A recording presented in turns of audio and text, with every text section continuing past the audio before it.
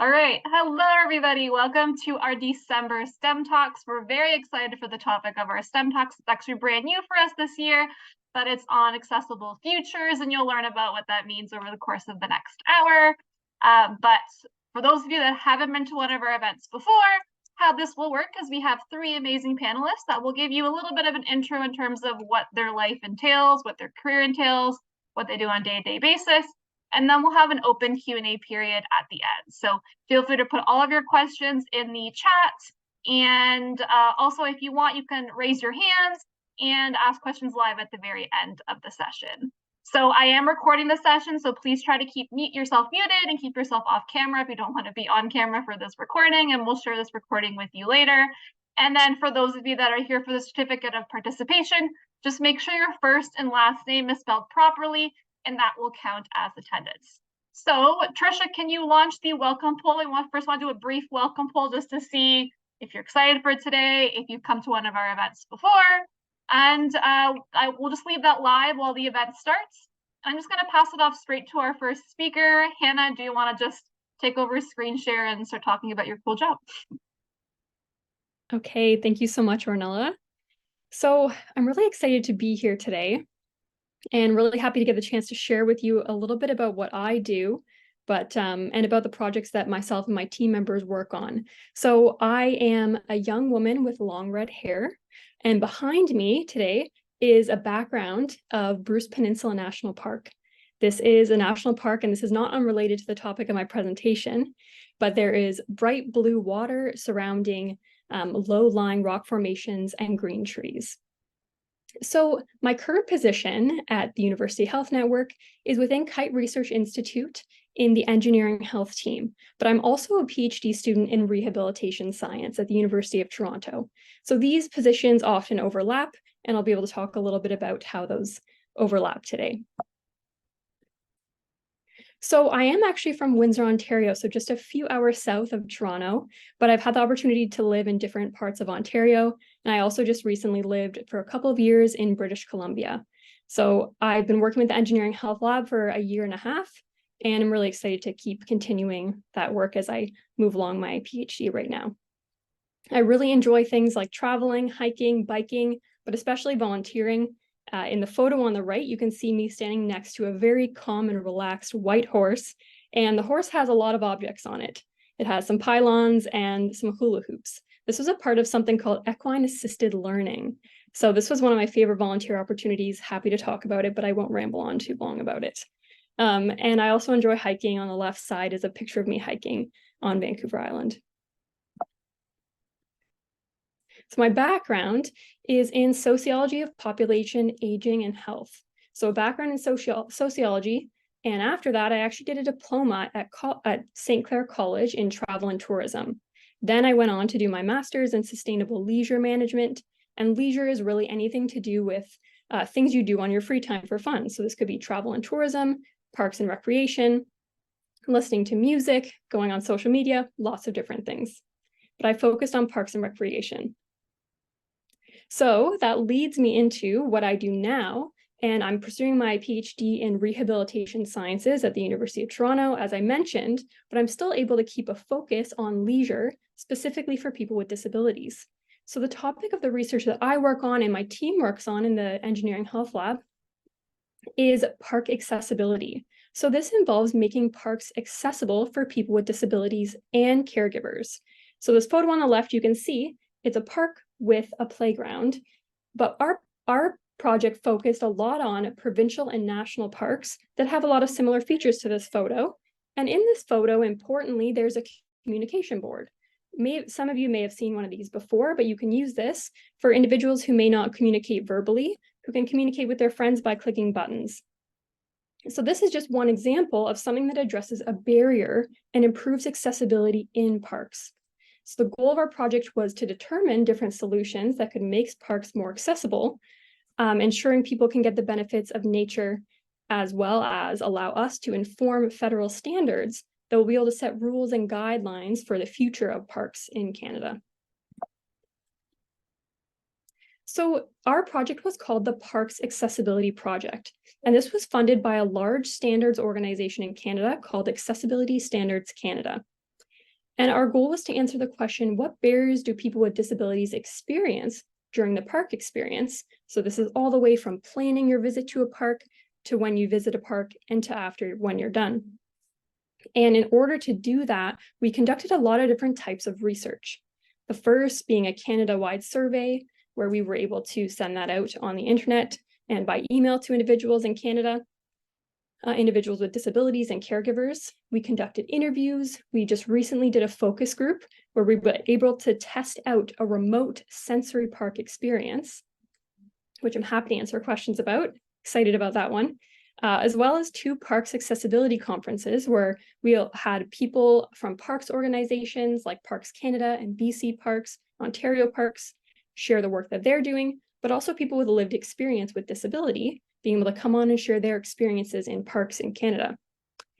And the goal of this project is to be able to come up with something called a matrix, which would allow a parks organization to look at a different feature in a park. So for example, a beach, and be able to see how they can make that beach more accessible to people with a wide range of disabilities.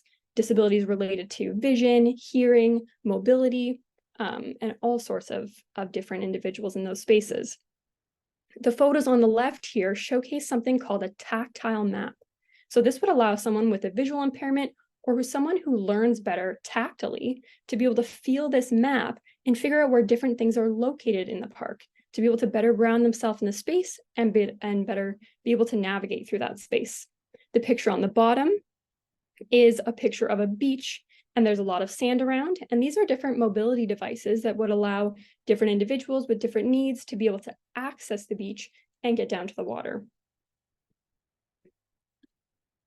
So through that, we were able to achieve, and we're just about to finish up that project. So we do have some findings so far, and really excited about what we were able to collect during that project.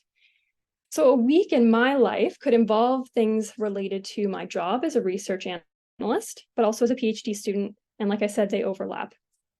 So it could involve attending or facilitating different lab meetings, meeting with community members to gather lived experiences and hear stories from people.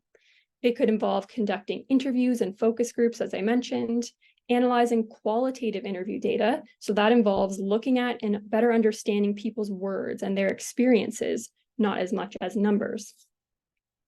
And it could involve brainstorming new ideas and new projects, which also relates to applying for scholarships and grants, which is an extremely fun and exciting way to brainstorm and get funding for new projects. So that's a part of being a PhD student as well. Attending classes such as research methods and a course I'm taking right now on disability and ableism, managing various research projects, and like I said, applying for scholarships and grants is a big part of being a PhD student as well. So this career and education path is something I'm extremely passionate about. I didn't really see myself ending up in this position. And through a series of pathways of education and volunteer experience, I found my way here. And I think a lot of that was because I was able to learn listening skills, and through that be able to learn from other people. So it's first important to listen before you speak and before you share things so that you're able to gain information from other people who have a lot of experience in that field. So in the project that we just worked on, it was extremely important to listen to experiences of disabled individuals and caregivers in order to be able to help make recommendations to improve the park experience. By being in this position, I'm able to also address community concerns. So not just to create things that I think need to be solved, but to listen to the community and to be able to directly address those concerns or barriers, and to allow people to do what they love to do, which for a lot of people is getting out into parks and accessing nature. And through this, we were also able to inform decision makers, which I found extremely important. Being able to have meetings with and discuss with a large standards organization like Accessibility Standards Canada was a really, really big deal for me and my team to be able to have an impact in that area. This really aligns with my drive to make change in the community for people with disabilities, and this includes my own friends and family who experience disability. So it's something that's really important to me and will continue to be important throughout my life. So thank you so much. I'm going to stop sharing my slides here. Okay, so my name's Chi. I'm a research associate at Toronto Metropolitan University. I have a couple of honorary positions at the Australian Institute of Health Innovation and Macquarie University, both in Australia. And one of the most interesting things and fun things that I get to do is being the vice president of the Parents of Deaf Children, which is a not-for-profit charity organization in Australia that supports families who have deaf and hard of hearing children. So I'll provide just a little bit of background, I suppose. So I just wanted to highlight, I suppose, this journey. You can hear that I'm probably from Australia. You can hear that. But I'm Chinese Malaysian, born in Britain, grew up in Australia, and I just moved to Toronto last year. So that's multiculturalism in a nutshell. I love music, having fun, and trying to make things accessible is really my priority these days, and really focusing on making music accessible. So my interest, I suppose, in this began when when I finished school and I was really interested in music. So I used to play in a lot of bands, but I couldn't really make a lot of money just by playing music. So I became an audio engineer. So I was running concerts and running shows. And I was really fascinated and drawn by, I suppose, music's ability to provide this unifying sort of force. If you see like people dancing, or you see like a big concert in a mosh pit, it's so easy to see the interaction, people jumping up and down, dancing in sync to the rhythm. And what was really interesting was I used to do a lot of shows for children as well. And you could see that this was the same thing, even without any musical training. It was quite a natural thing for people to sort of move. And here I've got a video of my nephew back in Australia. He was one at the time, and you can see him interacting with music.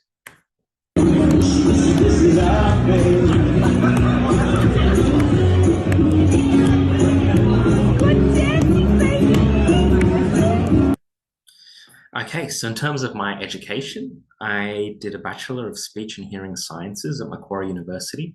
So that's a degree that sort of does a little bit of linguistics, a little bit of psychology, a little bit of hearing, a little bit of health. And then after that, I really enjoyed it and decided to pursue a PhD. And I've been a researcher ever since. And so my main area of work is auditory science or hearing science. And I'm just going to share a couple of different projects that I'm working on so you can get a bit of an understanding of what sort of work and research I get to do. So this first one is looking at the benefits of music for deaf and hard of hearing children. And so I was really motivated to do this research because a lot of the families that I was working with, they would often tell me that, their child at school would be, like discriminated. They wouldn't be allowed to like sing in the choir or play in the orchestra because they were deaf and hard of hearing. And there was an assumption, this bias, that the kids just wouldn't be able to learn or play music. So my research was really interested in looking at, well, can they play music? And beyond that, can they also get benefits out of the music? And the answer to both of those is yes.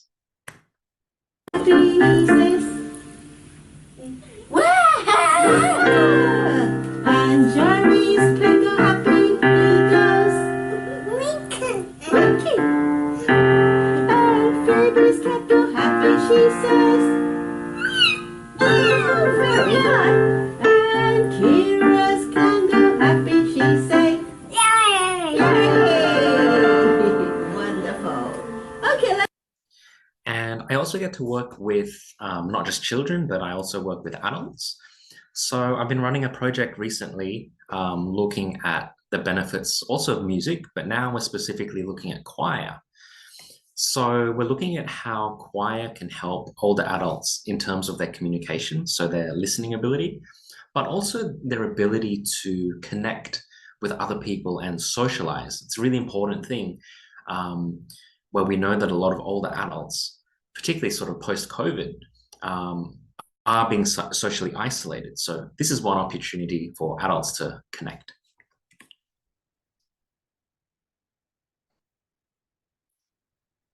Boom, boom, this thing called love.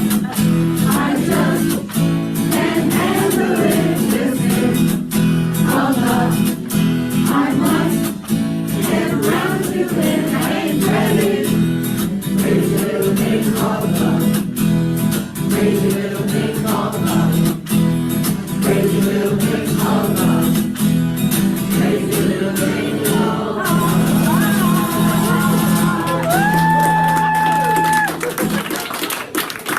So always a joy to listen to people playing music and singing.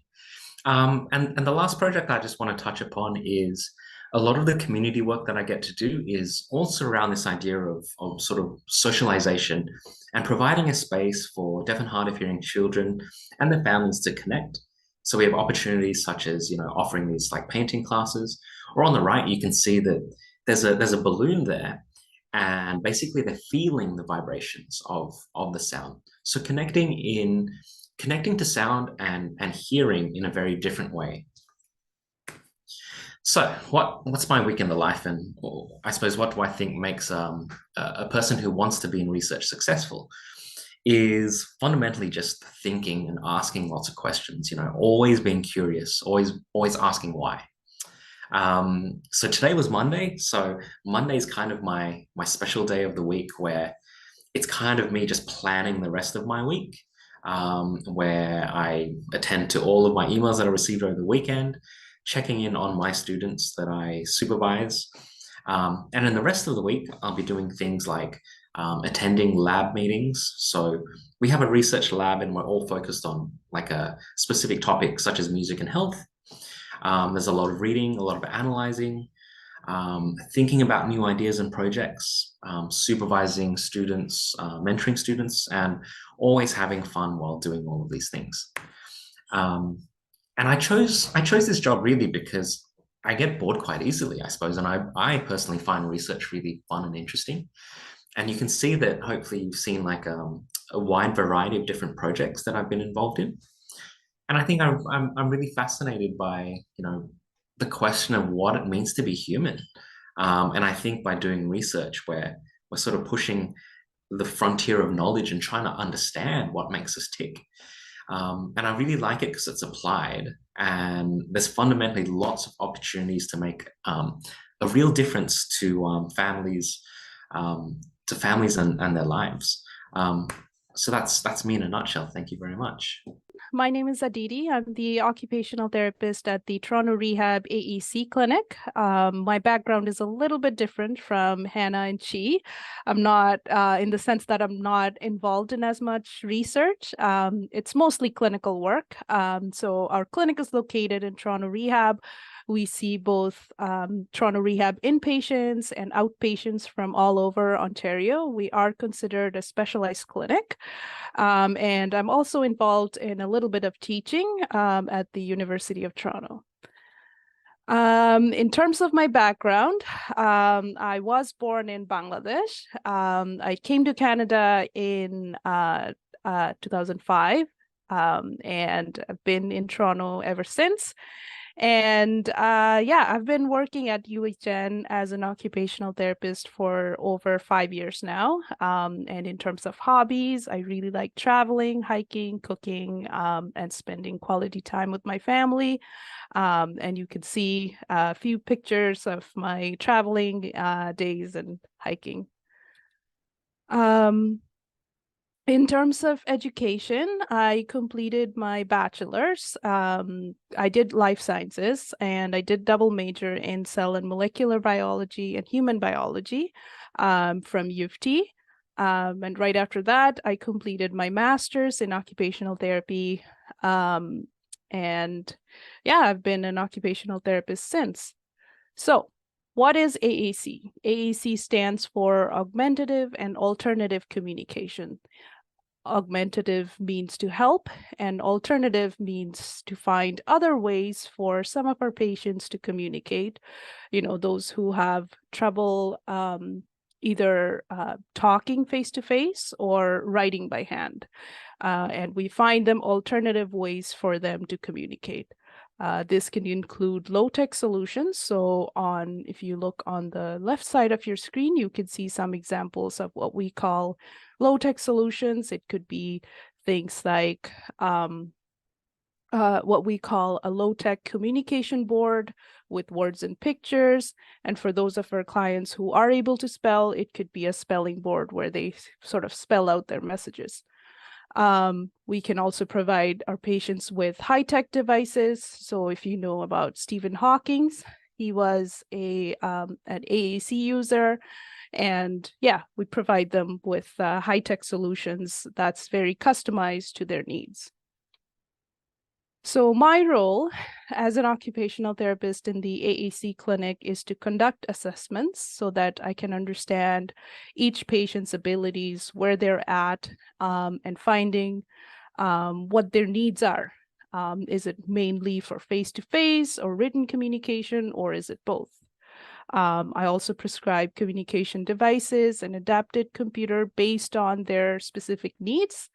And I also assess them for alternative forms of access. So what that means is that some of our patients, due to their injuries or illnesses, aren't able to use their hands functionally.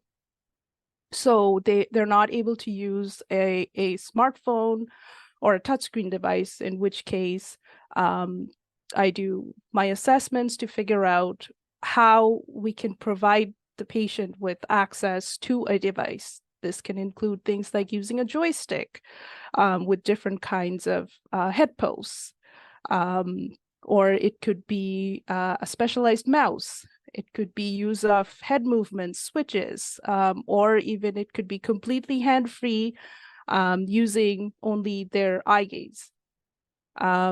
We also do a lot of customization so that we can match the individual's preferences, what they need to communicate basically on a day-to-day basis. And we also provide training to patient, staff, and caregivers on how to use their device or AAC system effectively. So a week in the life or a day in the life involves a lot of face-to-face sessions with patients. This could be either in person or we're doing a lot more virtual now, followed by a lot of documentation. And I do a lot of phone calls, email follow-ups. A lot of that happens with caregivers, the interdisciplinary team members, and sometimes with patients, if we find them a way, to email, we are in touch more regularly. And yeah, I also collaborate with the multidisciplinary team. This involves, the entire medical team, including the physio, doctors, nurses, so that everyone is aware of how to set up the patient with their communication device, so that they can communicate their needs and wants, and also how they can facilitate communication with the patient. We also do a lot of paperwork, unfortunately, to obtain government funding for a lot of the communication devices. So some of the examples or the pictures that you saw of the AAC devices can be pretty expensive. It could go anywhere from, $1,000 to $20,000. And it could add up pretty quickly. So there are government funding programs, and our clinic is associated with the government funding agencies, so we can access those funding for our patients. And also, I like to keep up to date on what the latest assistive technology is, what is out there in terms of, each of the operating system and all their assistive technology features. And also a little bit of teaching and education is involved. The why I chose this career as an OT in the AAC clinic is that it really gives me an opportunity to help people with disability and improve their quality of life. And I get to see that firsthand. When we find that customized device or an AAC system for a patient, it really improves their sense of independence. They all of a sudden they're, able to direct their own care or participate in school, return back to work, for example, and communicate more independently and socialize with family and friends. And that's really rewarding to see. And I feel like the sense of independence that I see in patients really aligns with my value as well. Yeah, so that's about me, and I will stop sharing my slides. Thank you so much. So now is our open Q&A period. So I'm going to spotlight all of our speakers and myself because I'll be talking at you. So we had a ton of pre-submitted questions, but if anybody does have any questions that they want to quickly ask in the chat or raise their hand and ask, feel free to do that. But I'm going to start off by asking some of the amazing pre-submitted questions. But we'll start off with an easy one. The easy one is, what made you choose this career? Why did you want to help people with disabilities? So maybe we can go in the order of the speakers. So Hannah, tell us why. Yeah, sure. So part of it came from the fact that I have family members with disabilities. But another part came from the fact that I have a lot of volunteer and work experience in the realm of recreation for older adults, but also for children with disabilities at the YMCA, at Big Brothers Big Sisters as well. And it just made me realize that there absolutely are barriers that exist, and there's a lot of activities that people want to have access to.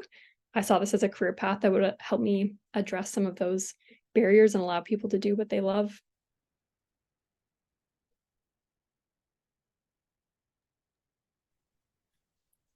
Let me have a quick think. So for me, I suppose it was this sort of intersection of my sort of personal passion for music and sound and hearing. And when I got involved in sort of university and even beyond the university, really getting involved in like more community focused work, I was able to see, like, on one hand, everything that I knew about music and the science behind like musicians was that they were like really good at listening. And on the other hand, when we look at like deaf and hard of hearing communities, they tend to have poorer outcomes when it comes to like listening abilities. So for me, it was sort of just kind of pairing these two kind of maybe niche areas into something.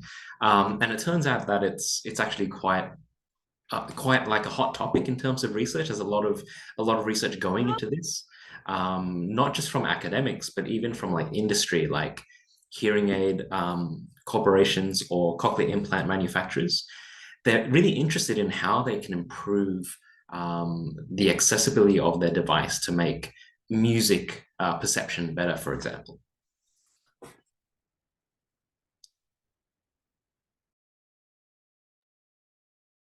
Yeah, I think for me, my reason is kind of a lot similar to Hannah's. I also have family members with disabilities, so I was always involved in their care. I did a lot of volunteer work while, I was in high school and during my undergrad years. So I always had that passion for helping people with disability, and I feel like AAC is such a niche area of practice, especially for me as an OT, to specialize in this area of practice and giving people a voice. I feel like that's a basic necessity for a lot of our patients, and for them to be able to use a computer. Doesn't matter, what their abilities are. If I can change one life at a time. It's very rewarding for me to see. That's what gets me coming to work every day. Well, a wide variety of like interests that have somehow intersected in these careers. So we got some chat questions, some of these direct messages, but some students are asking, which high school courses should I be thinking about? Should I be taking when I go to university? Should I be taking specific courses, or can I get into your jobs anyway? So maybe Hannah, do you want to start? Sure, yeah, I might have a bit of a unique response to this, as I actually didn't come into the health sciences or natural sciences. I was mostly in social sciences, but somehow found my way into the world of sciences and engineering health lab. So I think that goes to show that if you find something you're passionate about, there's a way to make it work, even if for some reason you didn't take that biology class in high school and you're kicking yourself for it. I didn't either, and you can find your way into a field if you're really passionate about it. I think you should follow your interests. If you know that you have a certain goal in mind, if you know you want to be a doctor, for example, you're probably going to have to take those sciences and maths in order to do that. But I think I followed my interests and it led me here. So sometimes that works too. But I took mostly social science courses and focused on a lot of writing, a lot of reading. That was what I did. What about you, Chi? Yeah, I'm kind of similar in the sense that I think it's really good to have a broad base of knowledge and education. And I'm not particularly strict in like trying to recommend what people should ever do, I suppose. And if I sort of reflect on my own background, like I really struggled at school. I just wasn't passionate about it. I wasn't interested. And it was only when I got to university, I was like, oh, like I can study like speech and hearing science. Like this is amazing, like and I think what's really interesting as well is even like I've had like plenty of failures, right? Before I even went into university, actually, I went to do a mechanical engineering degree for 1 year, and I hated it because it was all about mathematics, and I was like terrible at mathematics. But everything that I've learned and every failure that I've ever had, I've always been able to take something from it. Like you'll always learn from your mistakes. And so for me, it's just like, like Hannah was saying, like follow your passions, follow your interests, try and do a wide variety of things because it's always going to give you so many interesting perspectives. And I think that's the message I have. Aditi, anything to add? Yeah, I would say same thing as Chi suggested, to take as many courses, to explore all the different areas, take different courses and see what sparks interest in you. For me, I did, so I was exploring all the different courses and curriculums, and I realized that I'm really interested in the sciences in grade 9 and 10. And so then in grade 11 and 12, I started taking all the science courses, and then sort of figured out that physics is really not my strength. It's more chemistry and biology, and sort of went from there and sort of landed up in as an OT in AAC. So yeah. All right, more chat questions. We have a kind of question about engineering. Do any of you have engineering experience? Do you need engineering experience to be able to implement these projects, to build these assisted devices? Hannah, do you have engineering experience? You'd think that I may, but I actually don't have any engineering experience. Most of the people I work with have engineering experience, but so actually this is a good chance for me to plug our website. I'll put it in the chat. It's engineeringhealth.com or .ca. So I'll pass it on to the other panelists. Yeah, so as I mentioned before, I did do 1 year of mechanical engineering, but I failed that course. I was sort of mucking around with music, and then I ended up doing an audio engineering degree. But that's a very different type of engineering. It's engineering that's really focused on what we'd call like signal processing. So, trying to understand how we can send one signal like a sine wave to another location, or it's quite relevant when we think about like just communication in general. But I don't know if an engineering degree is essential for anything other than if you wanted to be like an engineer, basically. And I think there's like so many different pathways that we've all taken to get to be able to do what we are doing at the moment. So for me, I definitely had an interest in engineering, but I don't have any educational background. I sort of kind of fell into the role, and basically learned most things on the job. For just to work as an occupational therapist, you don't need an engineering background. It's sort of like a medical specialization field. So after undergrad, you sort of do your specialization or master's degree in occupational therapy, which involves a little bit of the engineering concepts, but it's not an engineering background or any of the courses. All right, so interest in engineering, not requirement. All right, more questions. Okay, we have another, this is for the research people, so Hannah and Chi. Have you seen your research help people yet? How do you think it will help people? Hannah? That's a great point. I think the process of making change or making social change, if you want to go there, is a very, very long process. So I think what we do and what many research do is take small steps toward big change. So we're making little changes along the way. We've been able to give feedback to standards organizations and be able to bring things to people's awareness, been able to educate the public, and those are things that will chip away small pieces at making larger change and making spaces around Canada more accessible. So change isn't always apparent right away, but it happens over time. Yeah, I think there's sort of a couple of ways that my work has been able to, it's had some like implementation and some clinical application. So when it comes to the work that I did with music and children, for example, like all of those research findings, we were able to share with organizations that work with kids and schools. So they're sort of made aware that, hey, actually, we shouldn't be ignoring these kids. We should be providing them with access to music. It's also something that we're able to provide to the families of deaf and hard of hearing children. And later I'll share a link to a paper that we wrote for Frontiers for Young Minds. So it's a really accessible piece. It's written for a general audience and for children to understand. And so it's always really cool when a family or even like a music therapist, they might ask me, I've got like a deaf and hard of hearing child. Do you have any advice about how I can provide music? And so I'll always provide, like very specific comments. And then I can also send this link that they can, read and understand and share with other people.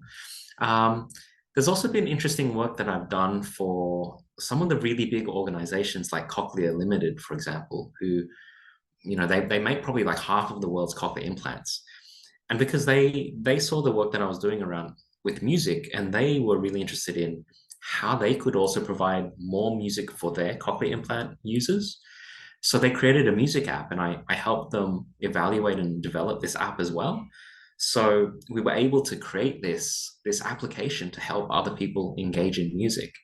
And then also with my sort of non-research work, with the more like very community focused work, like all of that straight away has like community impact, like you can see the simple act of like deaf and hard of hearing kids just being able to get together. It seems like such a small, simple thing, but it's actually such a big deal for them, where for a lot of them, they're like, number one, they might not know another deaf and hard of hearing person. And number two, when we have an event that's just for deaf and hard of hearing kids, they finally don't have to worry about their deafness. It's sort of like, it's like, I don't have to like put my hand up and be the odd one out, always asking the teacher to like repeat the question or the answer. I can just be me. And it's these little things that do make a really big difference.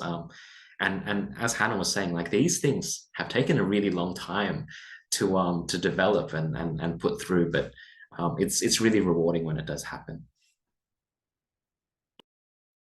So amazing. You are all going to change the world, is what we were saying. Aditi, we have a question for you. How do you provide specialized care for individuals with disabilities while still ensuring their unique needs are met? A very long question for you. Yeah, so based on the assessment that we see, so the assessment mainly involves a joint assessment between me and the speech therapist. So we basically do a detailed assessments of the client's needs, what they're, what they look like physically, cognitively, what their language needs are. If they speak a different language at home, we can program some of the devices to do that also. Yeah, and basically going from there. So it's a lot of customization. We never provide a patient with out of the box device, because we know that never works. A lot of our patients aren't able to spell, so we rely on family members telling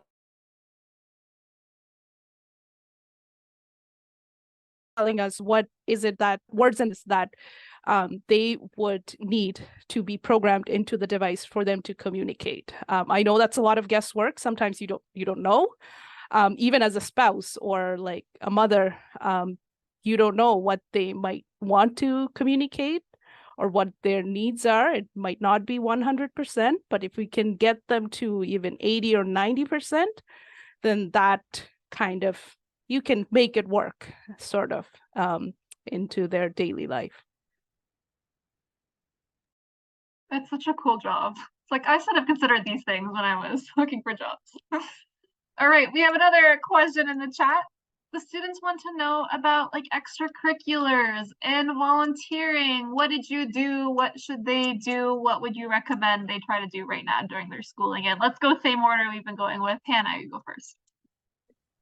All right. I think volunteering has probably been one of the most useful things that I've done. I know a lot of students struggle to balance the task of being able to make money and also volunteer their time. So I recognize that it's not always possible, but to be able to volunteer at least a little bit, even if it's once a month with an organization that you're interested in, it's a really good way to explore your interests without it being a job and being able to test the waters and ask a lot of questions to a lot of people.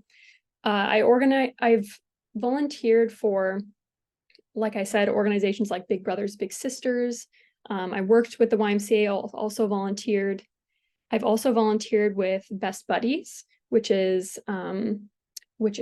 a volunteer-run group for individuals with intellectual and developmental disabilities.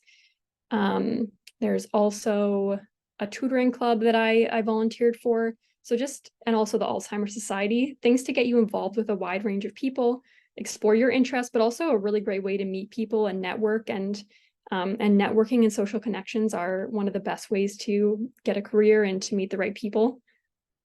So yeah, I think one of my favorite places to volunteer for are therapeutic riding stables. So at the very beginning of my presentation, I showed a picture of myself with a horse. So you get to interact with horses and people with disabilities and people with different lived experiences. So yeah, lots of different options. That's so cool. Chi, go ahead.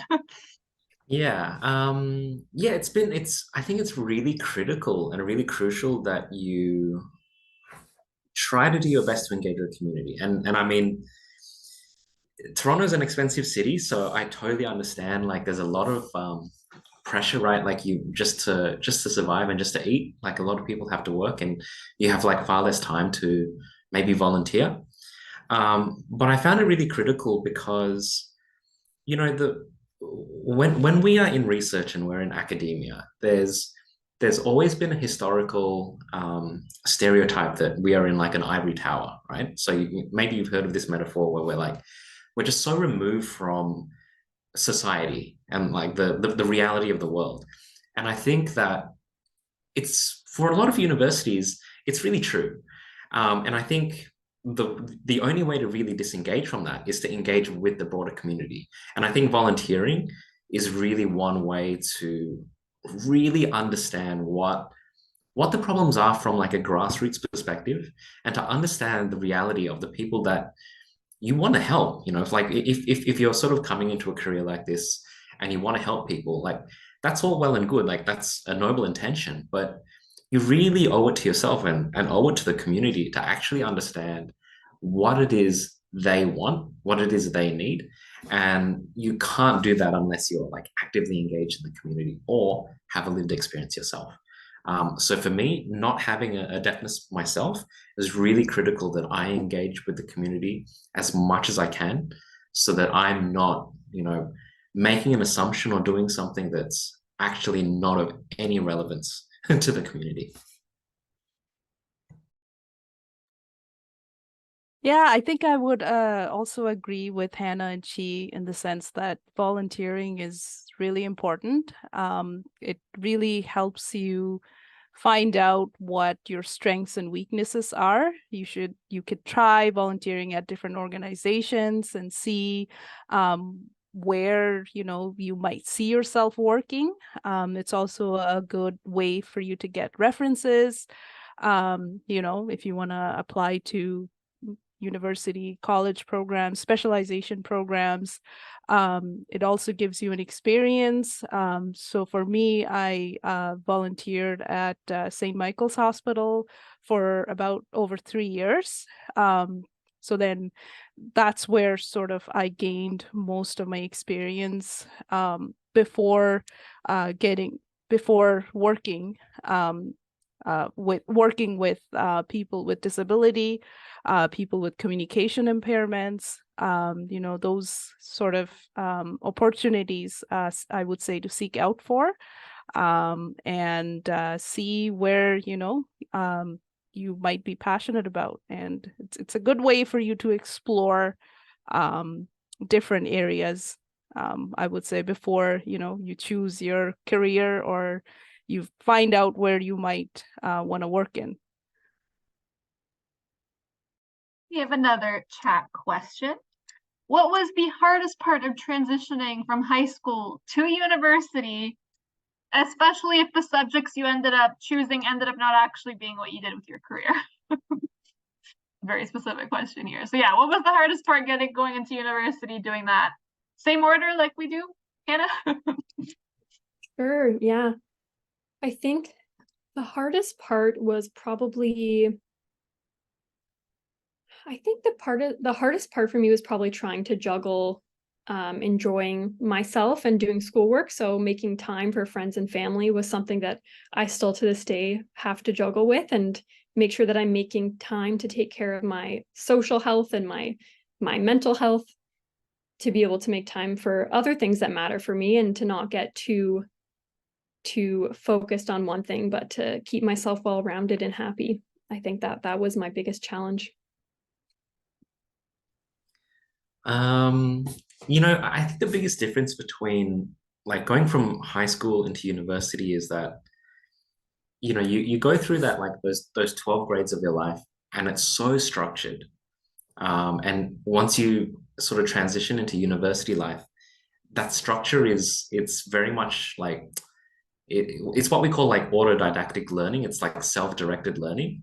And I think that's a really big transition to make when you're going from your teacher, providing you all the homework and assignments and teaching you things. And then you go into university and the lecturer will tell you all this stuff, but it's kind of up to you to do a lot of the work and kind of go above and beyond. And then you couple it with, like having, like most people are going to be going into university as like a young adult. And like I partied pretty hard, and like there's like the reality where your social life is pretty important in those, formative years. So I was sort of quite lucky to some extent that I somehow was just able to manage having like a social life and also like learning, and at the same time, like it's such a balance because I learned so much from both worlds, particularly in the context of music. I'd go listen to go to shows and make music and go to these gigs, and all the time, trying to get my essay in on time as well. But I learned so much from both of those. And as Hannah was saying as well, it's like finding that balance can be really quite challenging. But you know, try and maintain a curiosity into what you're learning, and also a curiosity into what you're experiencing in like the broader world as well. Yeah, looking back, I think the hardest part was for me was to balance both school and life, spending time with family, friends, and school. So when you're in high school, your hours are a little bit structured, right? Like you know your hours, 9 to 5 or whatever. You do your homework, and you have the rest of the time to spend with your family and friends. You go to university, classes they can happen anytime, right? Your labs can go up to like 10 p.m. at night.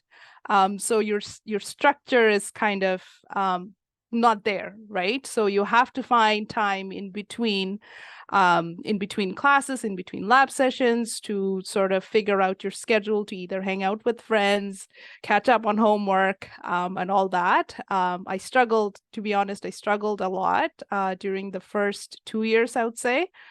And after that, it kind of got easier because I felt like I could manage my time a little bit better. But yeah, so I would recommend try to keep a timetable sort of thing, right? Like give yourself an hour or two of time doing things that you like to do, right? Spending time with family or friends, whatever it might be. Try to give yourself that time. Otherwise, you're going to find it really challenging to have that wellness mindset to do well both in your social life and school curriculum. Absolutely fantastic point. Do it, people. Work-life balance, school-life balance is what we want you to do. All right, so we're slowly running out of time, so I'm going to ask one final question that students have been asking. They're asking, how do you hope that the future would look like in 5 years in terms of accessibility? So what do you hope will be different? What do you hope will be implemented in terms of accessibility? What do you see 5 years from now? Hannah, what do you see? Yeah, I think one overarching theme in the work that I do and the research our team does is seeing a shift toward an inclusive mindset.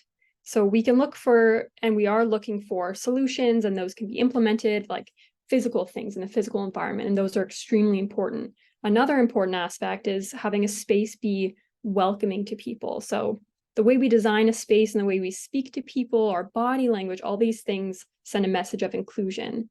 So finding ways to educate the public, to educate our friends, to educate our families, to have these conversations with each other is something I hope to see in the future, so that disability isn't a surprise to people. Disability is a part of a conversation. Disability is not a bad word. And that's what I think I really hope to see in every industry. Yeah, I guess when I think about, disability and accessibility, we sometimes think about it being very specific and like very focused. It's like, oh, okay, if you're deaf, maybe you'll need like this accommodation or you need this technology. But I think the better way to think about it is that having a more inclusive and accessible society is just better for everyone. Like that's fundamentally the reality. And I think what Hannah was saying about changing this mindset, it's so important. And I think having those conversations is a really wonderful way to do it. I knew nothing, for example, about how bad like mobility accessibility was until my dad was in a wheelchair. And back in Australia, I think it's actually worse than like Toronto here. I think you have a better system and set of like regulations. It was a lot harder to get around in Sydney when my dad was in a wheelchair. And I was completely ignorant of this until I finally had this lived experience. And I think, one way to get around not having lived experience is to share these ideas with as many people as you can. these simple things, like you'd be thinking, oh, like you'd be thinking like every time I have to take my dad out, I have to like be so aware of the route that I'm taking. And that even if there's like just one little section that I'm not aware of, that can ruin the entire day almost. You know, these small little things can have such a massive impact. So I think fundamentally accessibility and disability affects everyone and like everything.